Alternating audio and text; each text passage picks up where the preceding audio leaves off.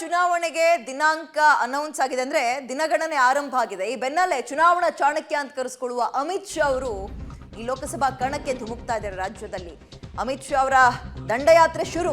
ಚುನಾವಣಾ ಚಾಣಕ್ಯನಿಂದಲೇ ಬಿಜೆಪಿಯಿಂದ ಪ್ರಚಾರದ ರಣಕಹಳೆ. ಏಪ್ರಿಲ್ 2ರಿಂದ ಬಿಜೆಪಿಯಿಂದ ಭರ್ಜರಿ ಎಲೆಕ್ಷನ್ ಕ್ಯಾಂಪೇನ್ ಸ್ಟಾರ್ಟ್ ಆಗುತ್ತೆ. ಅಮಿತ್ ಶಾ ಅವರು ಬರ್ತಾ ಇದ್ದಾರೆ. ಜಿದ್ದಾಜಿದ್ದಿನ ಬೆಂಗಳೂರು ಗ್ರಾಮಾಂತರ ಕ್ಷೇತ್ರದಿಂದಲೇ ಅಮಿತ್ ಶಾ ಕ್ಯಾಂಪೇನ್ ಮಾಡೋದರ ಮುಖಾಂತರ ಅವತ್ತು ಸಂಜೆ 6 ಗಂಟೆಗೆ ಅಮಿತ್ ಶಾ ರೋಡ್ ಶೋಗೆ ಚನ್ನಪಟ್ಟಣ ಸಾಕ್ಷಿ ಆಗ್ತಾ ಇದೆ. ಈ ಸಲ ಶತಾಯಗತಾಯ ಡಿ ಕೆ ಸುರೇಶ್ ಅವ್ರನ್ನ ಸೋಲ್ಸೋಕೆ ದೋಸ್ತಿಗಳು ಪಣ ತೊಟ್ಟಿದ್ದಾರೆ. ರೋಡ್ ಶೋನಲ್ಲಿ ಅಮಿತ್ ಶಾಗೆ ಬಿಜೆಪಿಯ ಹಲವು ಜನ ನಾಯಕರು ಸಾಥ್ ಕೊಡ್ತಾ ಇದ್ದಾರೆ. ಒಂದ್ ರೀತಿ ಚನ್ನಪಟ್ಟಣ ಹಾಗೆ ನೋಡೋದಾದ್ರೆ ಡಿ ಕೆ ಶಿವಕುಮಾರ್ ಮತ್ತು D K Suresh D K ಬ್ರದರ್ಸ್ನ ಭದ್ರಕೋಟೆಗೆ ಲಗ್ಗೆ ಇಡೋದ್ರ ಮುಖಾಂತರ ಮತಗಳನ್ನ ಛಿದ್ರ ಮಾಡಿ ತಮ್ಮ ಕಡೆಗೆ ಸೆಳೆಯೋಕೆ ಮತ್ತು ಡಾಕ್ಟರ್ ಮಂಜುನಾಥ್ ಅಭ್ಯರ್ಥಿಯಾಗಿದ್ದಾರೆ.